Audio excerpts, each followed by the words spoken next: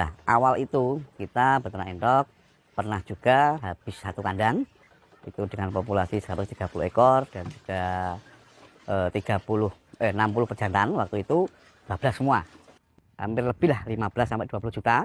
Itu kita mengalami kegagalan di fase pembibitan. Dari 170 ekor indukan untuk kami ya, per bulan itu rata-rata bisa menghasilkan antara 600 sampai 700 ekor DOE. Untuk permintaan DOE ya, sampai saat atau di waktu ini, kalau kita melayani semua itu memang lumayan banyak sekali. Bahkan bisa mencapai di angka 1.000 ke atas per bulannya.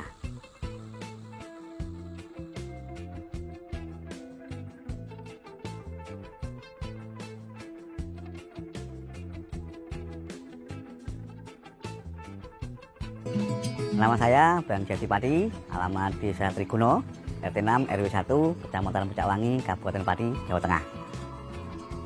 Untuk nomor WA saya 085 329 441 412. Untuk saat ini saya beternak endok dengan jumlah populasi indukan 170 ekor dan untuk pejantannya ada 30 ekor.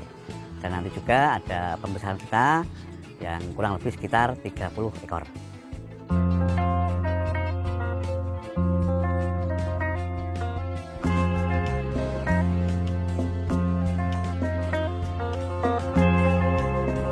Dan untuk jenisnya itu kita beternak endok dengan jenis silangan, yaitu terdiri dari untuk pejantannya adalah endok jenis Rambon dan untuk induknya adalah jenis silangan atau lokal.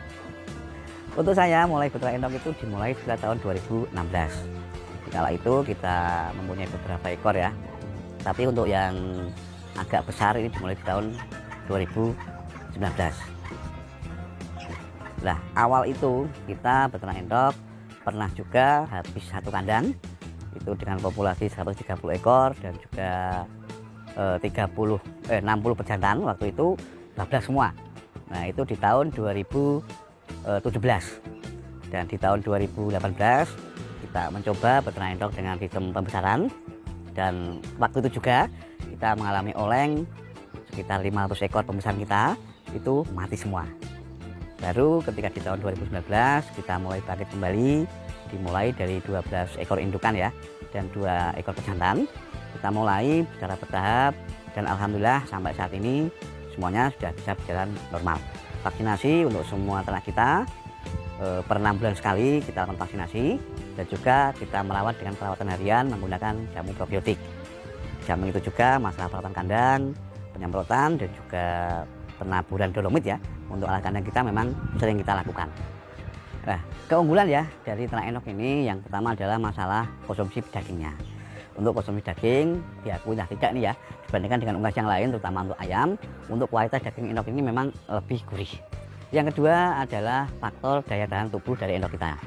Endok biasanya untuk daya tahan tubuhnya itu lebih tinggi atau lebih bagus ya dibanding dengan unggas-unggas yang lain. Yang ketiga masalah faktor makanan. Endok untuk pakannya itu ya, kalau bagi saya itu bisa dikatakan semua mau dimakan atau murah meriah itu pun bisa. Tapi yang jelas kalau kita memberikan pakan endok itu ya dengan katakanlah yang alternatif, itu pun harus kita imbangi dengan pakan pokok atau pakan yang sedikit pabrikan. Saya dahulu menekuni usaha endok ini ya, belajar awalnya itu secara otodidak. Karena feeling saya mengatakan bahwasanya untuk endok ini memang simpel ya untuk masalah perawatannya, dan juga untuk masalah penjualannya itu bagi saya itu lebih mudah. Dan yang perlu dicatat ini ya adalah dari segi modal. Modal dari usaha endok itu kalau bagi saya itu lebih kecil dibanding dengan unggas-unggas yang lain. Dari jumlah 200 ekor populasi ini ya, kita secara bertahap dan kita melakukan proses pembesaran sendiri. Kita secara bertahap sedikit demi sedikit kita melakukan pembesaran, dan nanti pembesaran itu kita jadikan sebagai bahan siapan. Nah, sepengetahuan saya ini ya, untuk masalah pelatihan yang kaitannya dengan masalah endok ini di daerah kami ya, itu sepengetahuan saya belum pernah ada. Jadi kita beternak endok ini secara mandiri total ya, total mandiri, dan memang selama ini dari dinas terkait, terutama untuk endok ya, ini memang belum pernah ada katakanlah pelatihan ataupun pertemuan-pertemuan yang mengarah ke pembelajaran masalah ternak endok.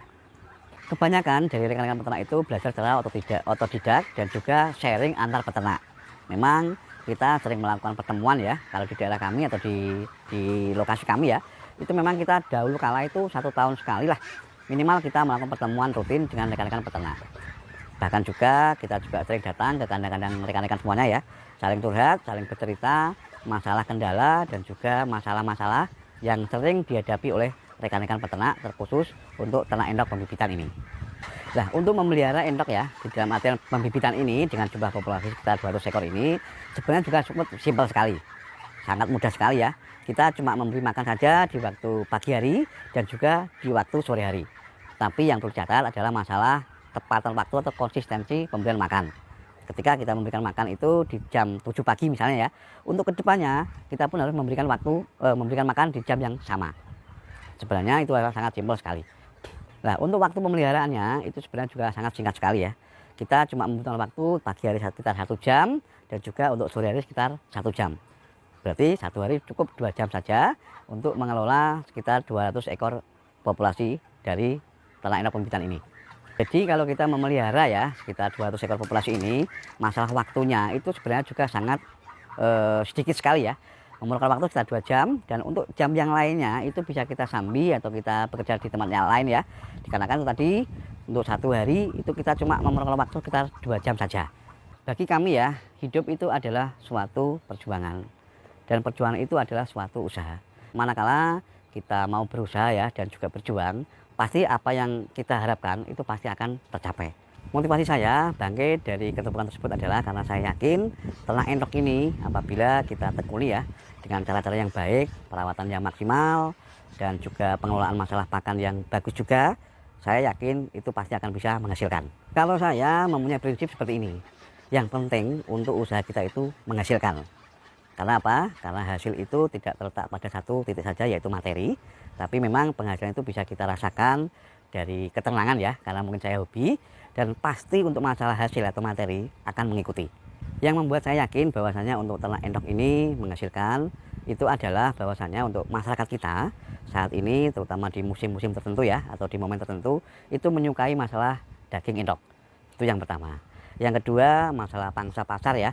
Kalau di daerah kami ya, itu kebanyakan untuk endok ini itu memang sekarang lagi banyak dicari, terutama untuk masalah bibit atau DOE-nya. Sehingga untuk masalah kedepannya, saya mempunyai keyakinan bahwasanya untuk masalah pemasaran dan juga hasil dari usaha ternak endok ini, saya yakin bisa menghasilkan. Kami ya, per bulan itu rata-rata bisa menghasilkan antara 600 sampai 700 ekor DOE. Saya menghasilkan DOE ini dari proses penetasan alami ya. Itu dikarenakan untuk saat ini ya, kalau bagi saya untuk penetasan alami ini condong untuk kualitas dari tubuh ya, dari DOE yang kita hasilkan itu rata-rata bisa lebih sehat. Nah, itu adalah untuk masalah motivasi saya. Dan juga kebanyakan dari rekan-rekan pembeli ini, itu memang mereka menghendaki agar untuk penetasan dari indukan kita ini menggunakan penetasan alami. Dari 170 ekor indukan ini, bahwasanya untuk estimasi kita ya, itu biasanya kita mengalkulasi itu sekitar 30% indukan yang melakukan pengeraman. Jadi nanti untuk yang sisanya biasanya melakukan proses perkawinan dan juga melakukan proses pemulihan setelah habis mengerami. Berarti kita harapkan juga untuk per bulannya estimasi 30% dari jumlah populasi ini bisa berputar secara kontinu. Untuk pemasaran memang saat ini ya, karena awalnya kita melakukan promosi di medsos dan semakin hari semakin menyebar untuk rekan-rekan pelanggan yang kebetulan datang ke sini. Dan untuk masalah saat ini memang untuk stok DOE yang dibutuhkan oleh rekan-rekan pelanggan memang saat ini masih kita belum mampu menyediakan. Untuk permintaan DOE ya sampai saat atau di waktu ini kalau kita melayani semua itu memang lumayan banyak sekali. Bahkan bisa mencapai di angka 1.000 ke atas per bulannya. Itu pun kalau kita mengendaki mau kirim keluar daerah atau di luar pulau. Karena apa ya? Untuk saat ini alhamdulillah juga untuk kandang kita ini ada satu rekan peternak pembesaran yang memang mengendaki untuk mengontrak kandang kita ya, harus menyediakan DOE per bulannya itu 300 ekor. Dan selebihnya juga dari rekan-rekan yang lain memang kebanyakan ada yang pesan ke kita di dalam jumlah yang lumayan besar. Untuk penjualan saat ini kita masih berbasis di daerah lokal dan juga di luar kota. Nah, untuk luar provinsi saya sampaikan juga, saya mohon maaf karena keterbatasan ya, kita tidak bisa melakukan pengiriman. Dan untuk pembelian DOE yang ada di kandang tower ini, untuk pembeli itu memang harus datang langsung ke kandang. Kita tidak bisa melakukan proses pengiriman. Alasan kami tidak bisa melakukan proses pengiriman itu adalah faktor masalah kondisi dari DO kita di dalam perjalanan. Kita tahu ya tentunya juga ketika kita melakukan proses pengiriman, manakala kita menggunakan jasa pengiriman ya, mungkin masalah perawatan di dalam perjalanan ini tidak bisa maksimal. Nah itu yang kita takutkan nanti, barang yang dari sini sehat sampai ke sana nanti ada indikasi kurang sehat, dan itu juga menyebabkan hal-hal yang kurang enak antara kita dengan pemesan. Untuk populasi 200 ekor ini ya, untuk pakan kita beri pakan dengan takaran 90 gram per ekor per hari. Nah ini kita berikan manakala di musim panas. Berarti untuk total pakan yang kita berikan itu per harinya mencapai di angka sekitar 18 kilo. Nah nanti ketika di musim dingin ya, itu biasanya untuk takaran pakannya kita naikkan dari 1 on sampai sekitar 1,2 on per ekor per hari. Untuk komposisi pakan kalau kami ya itu menggunakan karton halus, jagung giling, dan juga konsentrat telur. Ditambah lagi ada ijuan ya. Nanti barangkali untuk ijuannya akan kita tambah ini. Karena apa? Karena kita sedang membudidaya ya untuk pakan ijuan ini dengan azolla. Kalau ijuan kita yang sering kita gunakan adalah daun pepaya dan juga daun mengkudu. Untuk komposisi pakan ini kalau kami ya untuk katul itu memang biasanya kita menggunakan sekitar 70%. Untuk jagung giling kita gunakan 20%, dan untuk konsentratnya kita gunakan 10%. Nah untuk ijonnya memang sengaja kita tambahkan dan kita tidak menghitung. Dikarenakan apa? Dikarenakan memang kita untuk ijon ini kita fungsikan sebagai pakan tambahan. Ini ya kenapa saya memang mengakui ya kenapa saya terlalu hobi ini dengan masalah endok. Nah saya itu sebenarnya mempunyai hobi endok ini memang arahnya ke penghasilan. Simpel saja ya. Kalau kita mempunyai endok ini, apabila memang ada kebutuhan yang sekiranya mendadak, kita bisa mengambil 1-2 ekor ya. Kita jual ke pengepul lah, mungkin ke bakul blonjong itu. Nah itu bisa kita gunakan sebagai kebutuhan kita.